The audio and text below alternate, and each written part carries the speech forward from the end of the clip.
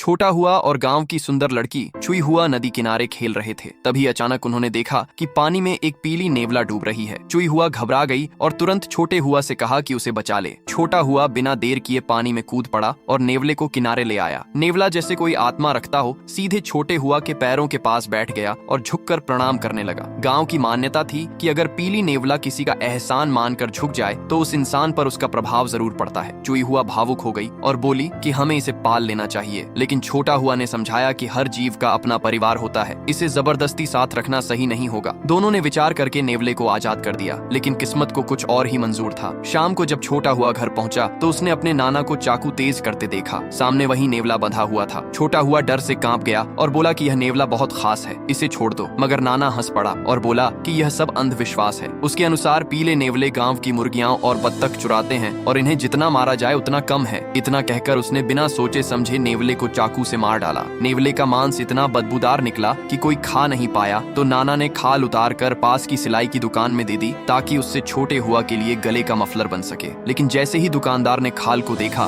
उसकी आंखें फटी रह गईं। खाल की आंखें हरे रंग में चमक रही थीं। वह घबरा कर बोला कि यह साधारण नेवला नहीं था। अगर इस खाल से मफलर बना और किसी ने पहना तो अनहोनी जरूर होगी। उसने सलाह दी कि इसे किसी पेड़ के नीचे दबाकर शांति से पूजा करनी चाहिए। मगर छोटे हुआ का नाना जिद्दी था। उसने दुकानदार की बातों को अंधविश्वास कहकर अनसुना कर दिया। छोटे हुआ को अंदर से अजीब डर लग रहा था, लेकिन वह कुछ कर नहीं पा रहा था। उस रात छोटे हुआ को भयावह सपना आया। उसने देखा कि उसकी पुरानी मित्र आश्यांग उसके सामने खड़ी है, खून से लथपथ चेहरा लेकर कह रही है, तूने मुझे क्यों नहीं बचाया? अब तू भी मेरे साथ मर। छोटा हुआ पसीने में भीगकर नींद से जाग गया और समझ गया कि यह सपना साधारण नहीं था। अगले दिन जब उसने चुई हुआ से यह बात कही तो चुई हुआ भी कांप गई। उसने बताया कि उसने भी एक अजीब सपना देखा था। उसने खुद को इंसानी रूप वाले पीले नेवले के रूप में देखा और सपने में छोटे हुआ को मार डाला। दोनों ये सोचकर और डर गए कि शायद यह सब उस नेवले की आत्मा से जुड़ा है। छोटा हुआ ने स्वीकार किया कि सच में उसके नाना ने वही नेवला मारा था जिसे उन्होंने बचाया था। उसने चुई हुआ को समझाया कि मफलर अगर उसके गले में पड़ा तो उसका जीवन संकट में पड़ जाएगा। चुई हुआ ने दृढ़ आवाज में कहा कि चाहे कुछ भी हो उसे यह मफलर कभी नहीं पहनना चाहिए। छोटा हुआ ने वादा किया कि वह ऐसा नहीं करेगा।